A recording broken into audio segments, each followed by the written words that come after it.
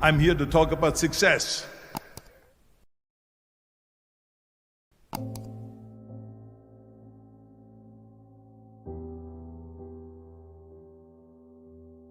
I went to college. I went and worked out 5 hours a day, and I was working on construction, because in those days in bodybuilding there was no money. I didn't have the money for food supplements or anything, so I had to go to work. So I worked on construction. I went to college. I worked out in the gym, and at night from 8 o'clock at night to 12 midnight I went to acting class 4 times a week. So I did all of that. There was not one single minute that I wasted. And this is why I'm standing here today. With the age of 20, I went to London and I won the Mr. Universe contest as the youngest Mr. Universe ever. And it was because I had a goal. You see, if you don't have a vision of where you go, and if you don't have a goal where you go, you drift around and you never end up anywhere. 74% hate their job in America. The majority of people don't like what they're doing because they're really not doing it because they didn't have a goal and they followed this goal. They just aimlessly drift around, and then all of a sudden there's a job opening, so they get that job because you have to work. But then when you work, it's a chore. It's work. It's not fun. So if you think about, only a quarter of the people really enjoy what they're doing in life.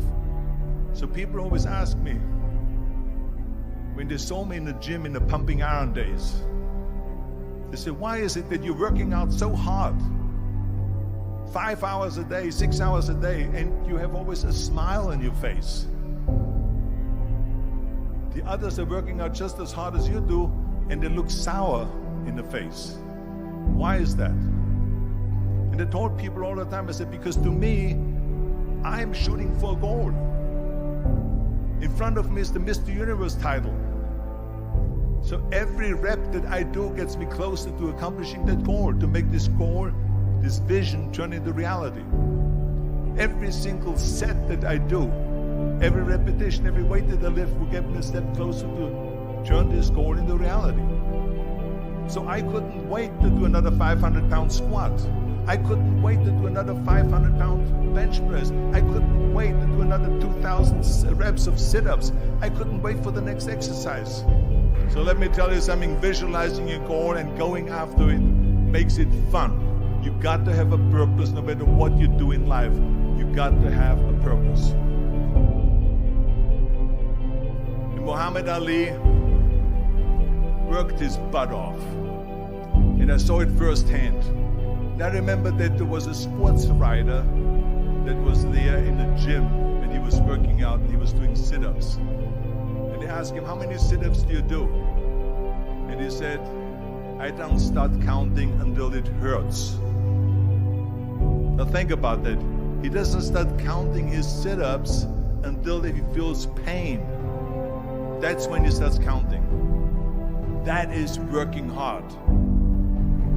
And so you can't get around the hard work. It doesn't matter who it is.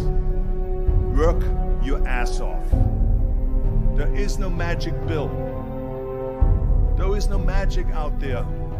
You cannot get around. You have to work and work and work. Make sure of this and make sure of that and all that stuff. So it's work. And it drives me crazy when people say that they don't have enough time to go to the gym for 45 minutes a day and work out. Or to do something for 45 minutes to an hour a day to improve. If it is physically improve or if it is mentally to improve. Imagine you read 1 hour a day about history. How much you will learn after 365 hours in 1 year. Think about if you study about the history of musicians, of composers, how much you would know. Imagine if you would work on the business, on some business that you want to develop every day for an hour. Imagine how further along you will go and get. So it drives me nuts because we have When people say we don't have the time, we have 24 hours a day. We sleep 6 hours a day, so that gives you still 18 hours. So there's someone shaking their head out here in front. They say probably, I don't sleep 6 hours, I sleep 8 hours, right? Or just sleep faster. So we have 18 hours a day. The average person works around 8 to 10 hours.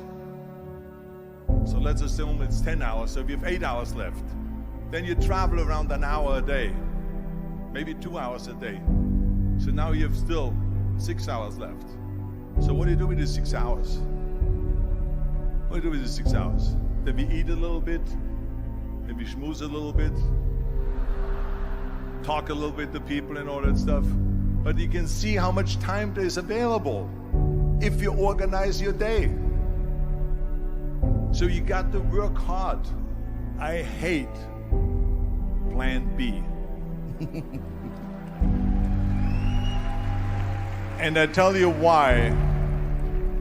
Because we have so many doubters, as I've said earlier, the no-sayers. We have so many of those people that say no and you can't do it, that's impossible. That is okay because we just turn off, as I said earlier, and we listen and we hear the no being a yes. You can't do it, you can do it, and all of that. So that is possible to do that amongst all the negative people around you. But when you start doubting yourself, that's very dangerous. Because now what you're basically saying is that if my plan doesn't work, I have a fallback plan, I have a plan B. And that means that you start thinking about plan B, and every thought that you put into plan B, you're taking away now that thought and that energy from plan A.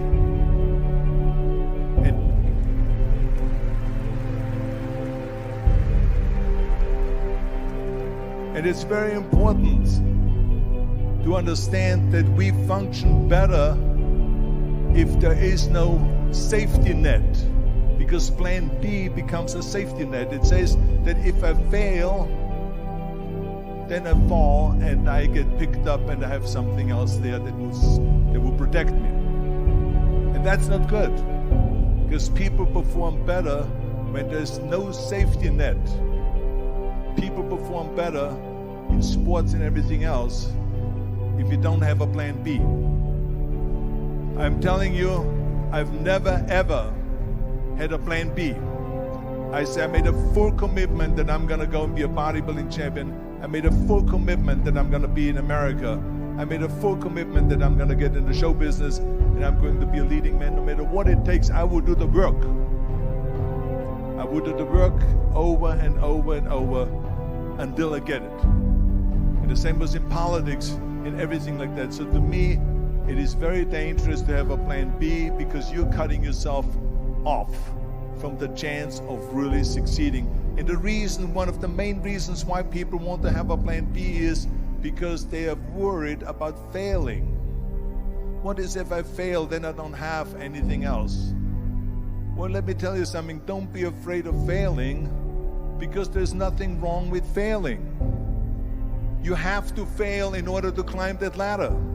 There's no one that doesn't fail. Michael Jordan said in one of his interviews, when they said, "You're unbelievable, you're the greatest basketball player of all times." I mean, tell me about that. And he says, well, you're just mentioning the successes.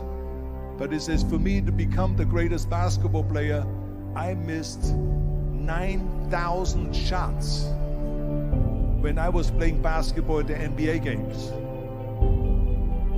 So during these games that he was so successful, he missed 9,000 shots. Does it make him a failure? No. He's one of the greatest basketball players of all times, but he failed 9,000 times. Do you get it? We all fail. It's okay.